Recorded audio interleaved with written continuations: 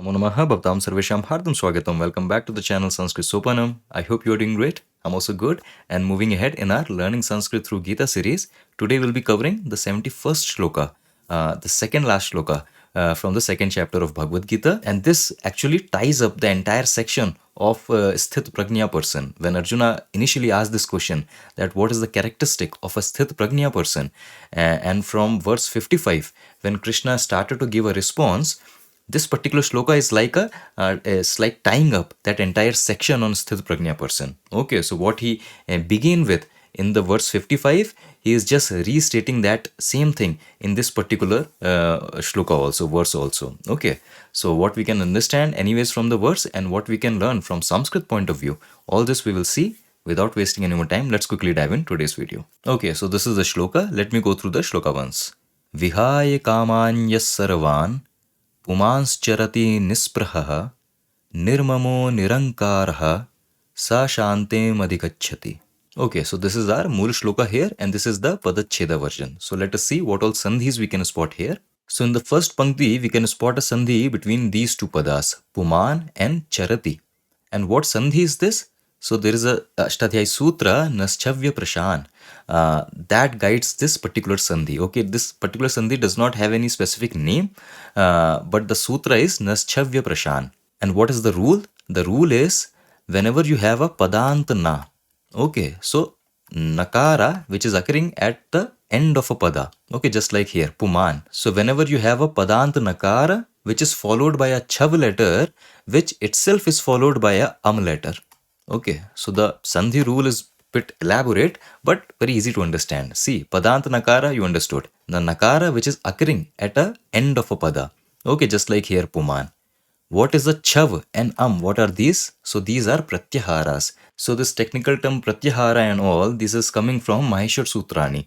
Okay, I have a separate video on Maheshwar Sutrani. I'll leave a link to that video on top of this video screen. You can refer to that if you have not seen. This is definitely going to help in your understanding of at least the Sandhi Sutras, Sandhi Ashtadhyayi Sutras. So these Pratyaharas is coming from that. Okay, but in simple words, this Chav and this these are basically abbreviations which is representing a certain set of letters. So what does Chav, this abbreviation, this Pratyahara represents? So Chav represents the C1 and C2. It represents the first Vyanjana and the second Vyanjana of Cha Varga, then Ta Varga, and then you have Ta Varga. So again, if you know how to read Pratyaharas by using Maheshwar Sutrani, so you know Chav, this represents these set of letters, Cha, Cha, Ta, Tha, and Ta, Tha. And similarly, using Maheshwar Sutrani, we can also see what does represents. Represents all the vowels, and then all the semi-vowels, and all the nasal consonants. Okay, so this Pratyahara represents all the vowels, all the semi-vowels, and all the nasal consonants. Okay, so now the particular Sandhi rule says, when a Padant Nakara is followed by a Chav letter, which itself is followed by a letter. So let us see if this condition is matching here. You have a Padant Nakara, okay. Then you have this Cha, which belongs to this Chav, okay. So this Chav is also satisfied, and this Cha is followed not by a Ra, this Cha is followed by a. Okay, remember Varna Vichcheda. So this Cha is technically followed by a Akara. Akara is again a vowel. So this condition is also satisfied.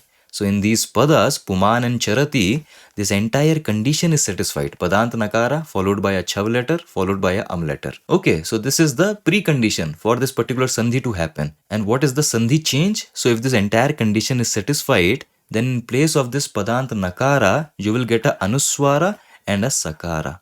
So basically you will get this. Okay, Anuswara with a Sakara. And so the Padas Puman Charati, this will change into Pumans Charati. Okay, this Nakara will change into Anuswara and a Sakara. Okay, but then there is one more change that will happen. And that is the usual Schutva Sandhi that we have seen. That when this Sakara is in contact with the Cha Varga, so this Sakara will also change into Shakara. So this Pumans, this will further change into Pumansh. Okay, this. And that is what you have here. Pumansh Charati. Okay, that is what you see in the Mula Shloka. Pumans Charati. Okay, so initially Puman Charati, due to Naschavya Prashana, this Ashtadhyayi Sutra, this Nakara is changed into Anuswara and a Sakara, Pumans Charati. And then due to Schutva Sandhi, this Sakara changes into Sha. So the end product becomes pumans charati. Okay, that is what you see in the shloka. Again, in this Bhagavad Gita series, I don't go very deep into these Sandhi rules. But then again, this Sandhi is not very common. Okay, we typically don't see the Sandhi. So I thought of sharing this entire information with you. Again, you have this Ashtadhyayi Sutra. You can do your own Swadhyay on this particular sutra. Okay, in understanding this Sandhi. But anyways, let us move on and spot any other Sandhi which is happening. So yes, we have a Sandhi here. Saha Shantim. Okay, again the same Sandhi that we spotted in the previous shloka, that when there is a Saha or Eshaha which is followed by any letter in Sanskrit except Rasva A. Rasva is the only exception. But apart from this Rasva A, if Saha or Eshaha they are followed by any Sanskrit letter, then Visarga Lopa happens. So that same thing is happening here. Okay, Saha Shantim changing into Sa Shantim. Okay, then Shantim Adhigachyati, it is just Varna Melanam. Shantim Adhigachyati. No Sandhi, just Varna Melanam. Okay, so these are all the sandhis that you can spot here. See, technically there is a sandhi that is happening here also, because the upsarga is this nir and the word is nir spraha, this, right? So there is another sandhi that is happening here. This ra, this is changing into visarga, and this is again due to the Ashtadhyayi Sutra, kharavasanayor visarjaniyah. Basically, the same upsarga nir that you see in these words, here also this is nir. But due to the presence of a hard consonant, a khar vyanjana, this ra is getting replaced by a visarga. So you have this ni spraha. Okay, so technically this is also a sandhi. But then there are more technicalities behind such sandhi rules. Okay, so that can be a topic for another day. Still, all the sandhi rules that I mentioned will be in the PDF sheet along with the entire word by word breakdown of this particular shloka. You can download this PDF sheet from the link in the description box for your own swadhyaya purpose. Now let us move on and start the decoding of the shloka. Okay, so in this shloka we have this kriya pada charati. Okay, we have two kriya padas, charati and adhigachyati. We are starting with this kriya pada charati. And charati means some person wanders about. Okay, because this particular kriya pada is coming from the dhatu chara dhatu. We have seen this dhatu before. Chara dhatu basically means to wander. Okay. And the form is lat lakarah prathama purushaha ekvachanam. Okay, so char, that means to wander. This becomes charati. Okay, so he or she wanders about in that sense. So we are starting with this kriya pada, and then the question is kaha charati? Who wanders about? And Krishna is saying yaha puman charati. Okay, yaha, this is coming from the sarvanama yad. Yad means one who. Okay, an arbitrary person, one who. And puman, this is coming from the pratipadika pums. Okay, it is a sakaranta pullinga pratipadika. Pums is basically a synonym of purusha. And purusha again, used in this context of the shloka, essentially means a person in general. Okay, not just particularly man, a person in general. Okay, so pums, a sakarant pratipadika, and puman, this is the prathama vibhakti ekvachanam rupa. Okay, why prathama vibhakti? Because this is the karta of this kriya. So puman charati, person wanders about. Along with this sarvanama yad, so this sarvanama is pointing to this pums only. So it is also taking the same pullinga prathama vibhakti ekvachanam rupa yaha. So yaha puman charati, a person who wanders about. So that is what we have in the shloka so far. If we move on, so I can ask a question. Yaha puman kim kritva charati. So a person having done what wanders about. And Krishna is saying yaha puman vihaya charati. Vihaya, a person who having abandoned wanders about. Okay, vihaya, this is a kridanta. Because it is a kridanta, so we know there will be a dhatu. So ha is the dhatu and there will be a krit pratyaya. So lyap is the krit pratyaya. V is the upsarga. What is the meaning of ha dhatu? Ha dhatu means to abandon. Okay. What is the use of lyap pratyaya? Lyap pratyaya, just like twa pratyaya, means after doing the action, having done the action. Okay, so this combination of V upsarga ha dhatu, this means to abandon, and along with this lyap pratyaya, the pada that we get vihaya, that means after abandoning or having abandoned. Okay, so that is the meaning so far. But if we move on, now we can ask the question, yaha puman kan vihaya charati? That having abandoned what? And Krishna completes the sentence by saying, yaha puman sarvan kaman vihaya charati. Sarvan kaman vihaya, having abandoned all desires. Okay, kaman, this is coming from pullinga kama shabdaha. Kama means desire. Kaman, this is the dutiya vibhakti bahuvachanam rupa. Why dutiya vibhakti? Because this again is the karma, object of this kridanta. having abandoned the desire.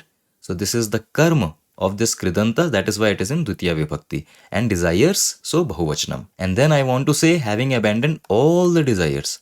So I am using this Sarvanama Sarva. Sarva means all. This Sarvanama is pointing to Kama. So it is also taking the same Pullinga, Dvitiya Vibhakti, Bahuvachanam Rupa. So Sarva also changing into Sarvan. Okay. So Yaha Puman Sarvan Kaman Vihaya Charati. A person who, having abandoned all desires, Charati, wanders about. Okay. And this charati is not that literal wandering about. Okay. This charati basically means experiencing and living in this world. Okay. Experiencing the world and transacting in this world. So wandering about in this samsara, wandering about in this life, in this world. Okay. So yaha puman sarvan kaman vihaya charati. A person who, having abandoned all the desires, experience and transacts and wanders about in this samsara, in this world. That is the meaning so far. Okay, and if we move on, so there are still certain things about this arbitrary person Krishna is talking about. So the question is, Kahasan, that once such a person has abandoned all the desires, he is now being what? He is wandering about in this samsara, in this world, being what? Kahasan. And Krishna gives us 3 words.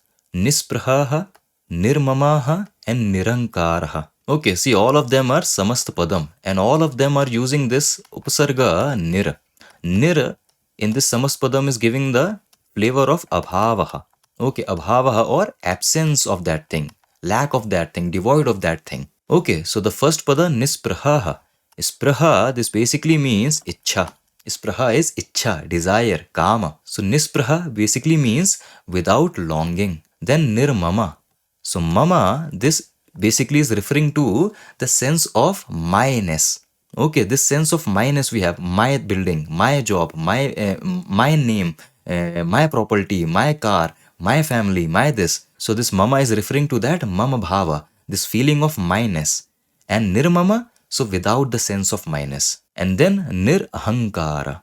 Ahankara means this sense of I-ness. I am happy, I am sad, I am successful, I am a failure, I am an employee, I am a painter, I am an artist. So this sense of I that we have within ourselves, that is ahankara. Okay, and again with this upsarga nir ahankara, this basically means without this sense of I-ness. Okay, so I hope all these words are clear. Okay, and Krishna is saying, Yaha puman sarvan kaman vihai. A person who, having abandoned all the desires and so now has become nisprahaha and is now without any longing. He has become nirmama. He is without the sense of myness and he has become nirahankara. He is without the sense of I-ness. So being so, such a person charati. Being so, such a person wanders about in this samsara. Okay, so that is a sense so far. Being nispraha, being nirmama, being nirahankara. Because all of them are being used as a complement for this Yahapuman, for this person, arbitrary person. So they are also in the same Prathama Vibhakti, Ekvachanam and Pullinga Rupa. Nisprahaha, Nirmamaha, Nirahankaraha. Okay, so I hope all these words, all these padas are clear. And then, what about him? Okay, so a person who has abandoned all the desires and has become without longing, without the sense of myness, without the sense of I-ness, and such a person wanders about in this world, what about him? Saha kaha. And now Krishna completes the message and says, Saha shantim adhigacchati.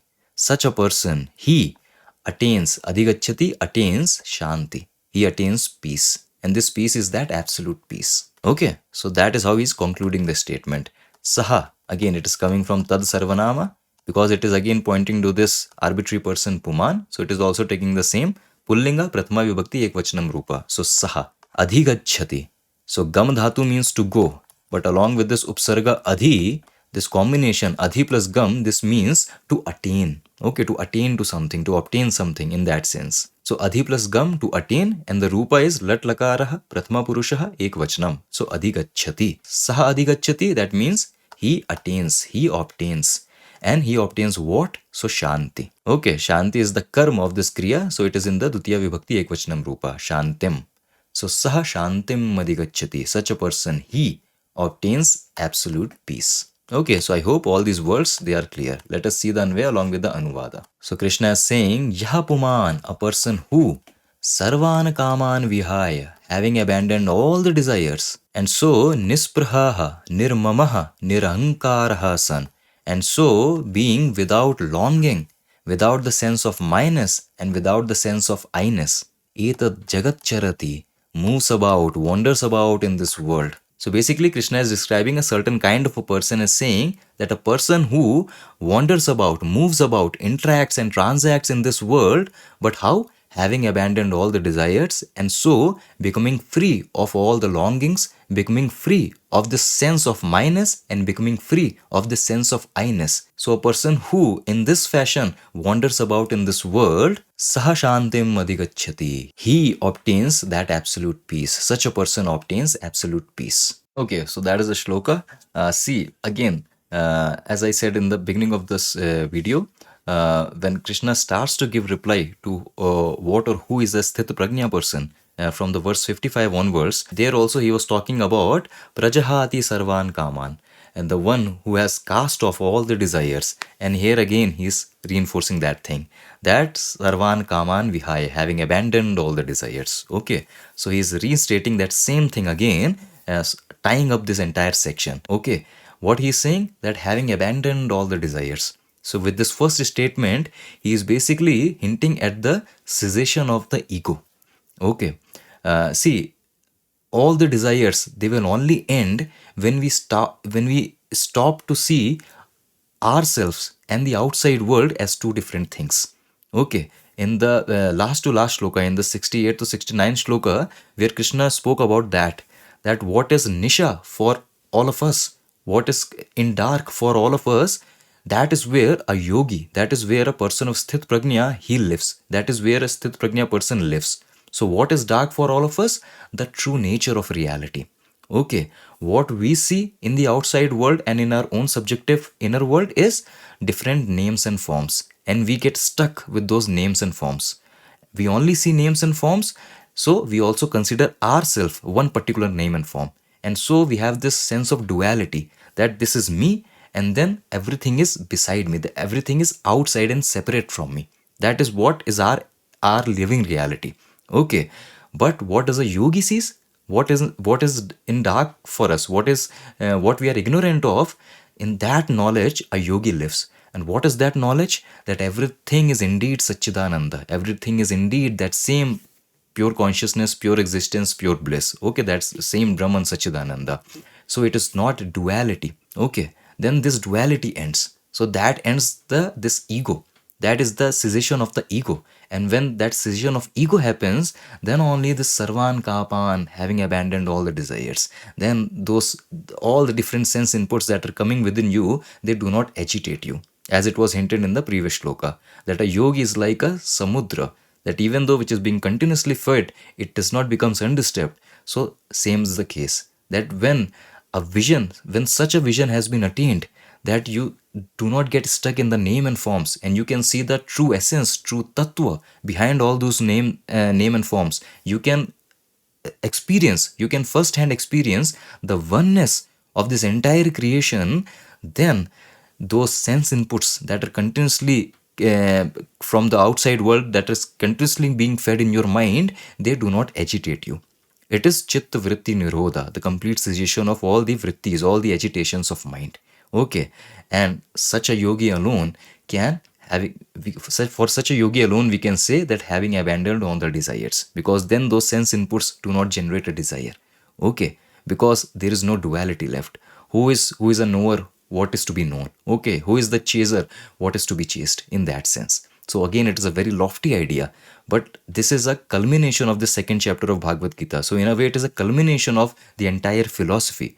So it is what you say, it is like a end point of this entire journey of spirituality, that are shastras, that are texts, they propagate and they teach us. Okay, so it's not that they are demanding that from the very next day, try and do this. No, it is like it is a journey, and they are telling you that this is where you are going to stop. This is where you are going, and this is what you have to aim for. Okay, so sarvan kaman vihaya, having abandoned all the desires. And then once all the desires are abandoned, then nispraha, the longings, a person is without longing. Then when the ego itself is gone, so this feeling of mamata, this mama bhava, it won't be there. And similarly, this I bhav, I am doing this, I am doing that, I am the doer of this action, I am teaching this, I am learning that, I am happy, I am sad, all this sense of I-ness, that also will be gone, because everything is in the end associated with this, that little ego, that gives us this sense of I-ness, minus, that gives us this sense of what you say, finitude. Okay, that we are a limited finite being. Okay, and that is the reason that we always feel apurna, we always feel incomplete, and that is the reason we are forever chasing to make ourselves fulfill, make ourselves purna. Okay, that is that ego, that causes that. Okay, the starting point. So when that ego is gone, having abandoned all the desires, the ego is gone. So then nispraha, without desires, nirmama, without the feeling of minus, and nirahankara, without the feeling of I-ness. And such a person of steady wisdom, he attains that absolute peace. Oh, he attains that ananda of Satchidananda, that eternal bliss. Okay, so again, this is like a culmination of this chapter also, and it is the culmination of a person's adhyatmika journey also. Okay, so Krishna is concluding with such high lofty statements. Again, it of course it may take lifetimes for us to achieve this. Okay, but that aim, that goal has to be there. Okay, and also it's not that only when you reach that destination then only you are going to get peace. Okay, that is absolute peace, that is eternal peace. But the moment you start walking in this direction, in this journey, the quality of life, it automatically starts to improve. Okay, because it's not that you were miserable at one point and then you are immediately at eternal peace at another point. No, from moving from miserable to that eternal peace, you are continuously, gradually, at every step, increasing the quality of your life, increasing the peace and happiness in your life. Okay, you are gradually improving the perception, the vision that you have. You are gradually, continuously increasing the way you look at things, the way you interact with those things. Okay, so such ideas are being hinted in Bhagavad Gita and these Shastras. A lot of people think that having abandoned all desires, having abandoned this and that, when everything is abandoned, a person will become a sad sorrow figure. Okay, but if you think that after abandoning all the desires and everything, you become a sad and sorrow figure, then you have not abandoned them. You may have restrained from them, but they have not stopped causing agitation in you. But again, if you're coming from this second chapter of Bhagavad Gita, you know that those agitations needs to be stopped first. Because time and time, Krishna has told us the importance of mastering control over our senses and our mind, so that those sense inputs, they don't agitate us.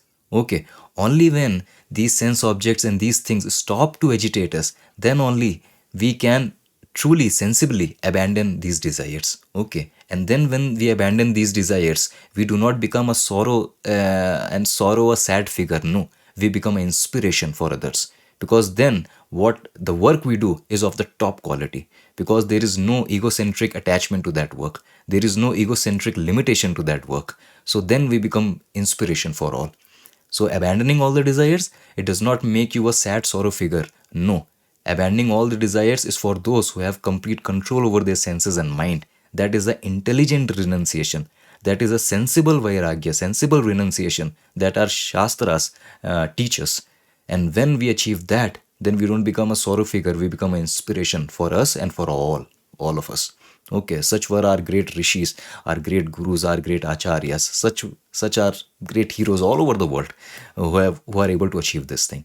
Okay, so again, such high lofty ideas, high lofty words, such brilliant high aim to live your life for. Okay, that is what Krishna is concluding with, anyways. Okay, so having said this, I'll now take leave. You have the PDF sheet in case I missed out anything. I'll meet you with another video. That will be the last verse of this brilliant chapter of Bhagavad Gita. So I'll meet you in that next video with the last shloka of this particular chapter. Until then, stay awesome, stay happy, keep learning Sanskrit. Vayam punah milamaha. Dhanyavad.